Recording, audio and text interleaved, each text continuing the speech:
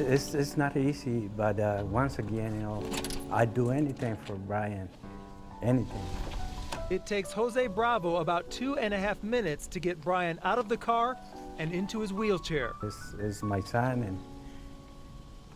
and he really needs me. It's just unbelievable that I'm able to play again after all I've been through. Let's go, let's go.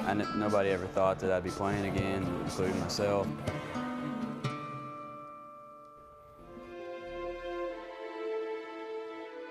Well, there's 5 scars on the leg. There's this one right here, that was a fasciotomy, and it was the biggest. It opened up like a big football right there. You got the knee one right here. This was the biggest skin graft I had. All this is from my thigh. There's one more back here that's really hard to see. That was where they went in and did all the artery stuff.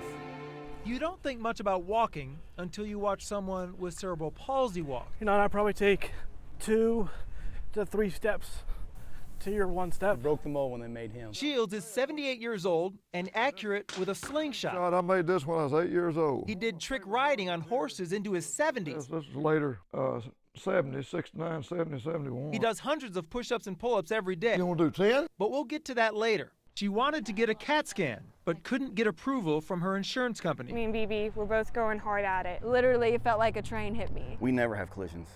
She never has collisions. And then I was on the ground. And then I went and checked on her because she wasn't moving. And she hit me right exactly where my tumor was, right there. The CAT scan revealed a tumor, described by doctors as massive. Every radio show host knows how many segments he needs to fill. On 103.3 FM ESPN. How many segments do you guys have to do every day? 8. 16 segments. You know, a full 4-hour show, okay, we're going to be doing about 16 segments. How to fill those segments is something that consumes these guys every waking moment. 24/7. Him sitting in his office, there's pencils up on the ceiling from him playing around. That's my stress relief.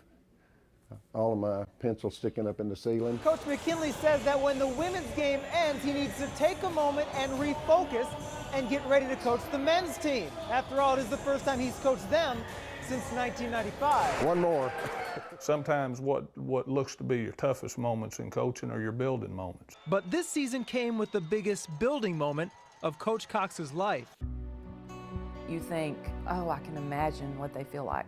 You cannot imagine. He was hit by a car and killed nearly 3 years ago.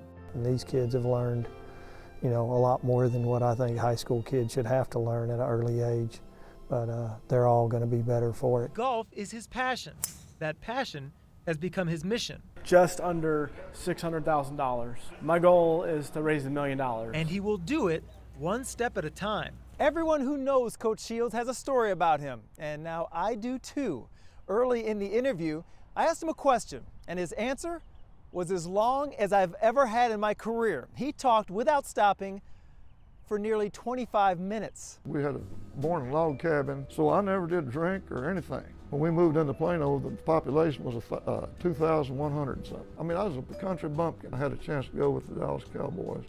First year they were formed. Anyway, we won 13 straight games after that. And we played Earl Campbell too in 73. So that's just some of that kind of stuff. Hey, let's go. Around the program, he's called Coach Brian. And some days, it's up to him whether or not the team runs. Since y'all did win last night, I'm gonna let Coach Brian decide whether or not we run the day. So if he raised that leg, we don't have to run the day in practice. It's a lot easier to give a pep talk than it is to live a pep talk. You know, and as coaches, we give it. But that's what this has done. It makes you take what you preach, and if you really believe it, you internalize it. The worst thing that could have happened to Aaron has brought out the best in him. I never knew he was that strong and capable of overcoming something like this. $2. What started as a grassroots fundraiser selling $2 bracelets at a basketball game turned into this. A full school assembly to watch the Bravo family get a wheelchair-accessible van. Brian! God bless you. Mucho, God bless you. Ted Madden, Channel 8 Sports, Garland.